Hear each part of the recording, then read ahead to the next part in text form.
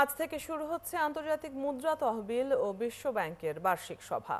স্থানীয় সময় সোমবার সকালে যুক্তরাষ্ট্রের ওয়াশিংটন ডিসিতে আইএমএফ সদর দপ্তরে হবে আনুষ্ঠানিক উদ্বোধন।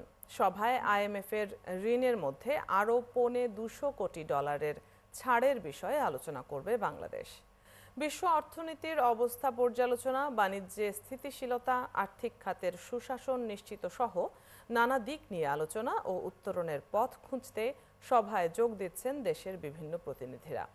এবার মার্কিন ট্যারিফ, জীবনযাত্রায় অতিরিক্ত ব্যয়, বেশি ট্যারিফ যুক্ত হওয়া দেশগুলোর টালমাটাল বাণিজ্য পরিস্থিতি সহ আর্থিক খাতের স্থিতিশীলতায় নানা দিক নিয়ে চুলচেরা পর্যালোচনায় যুক্ত হবেন স্কলার, অর্থনীতিবিদ ও খাত বিশ্লেষকরা।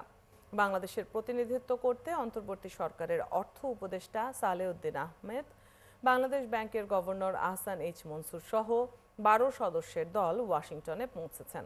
এদিকে বার্ষিক সভার আগে এক লিখিত বক্তব্যে আইএমএফ এর ব্যবস্থাপনা পরিচালক ক্রিস্টালিনা জর্জিয়েভা জানিয়েছেন, এশিয়ার মধ্যে আঞ্চলিক বাণিজ্য ও সহযোগিতা বাড়ানো গেলে দীর্ঘমেয়াদে জিডিপি 1.8% পর্যন্ত বাড়তে পারে।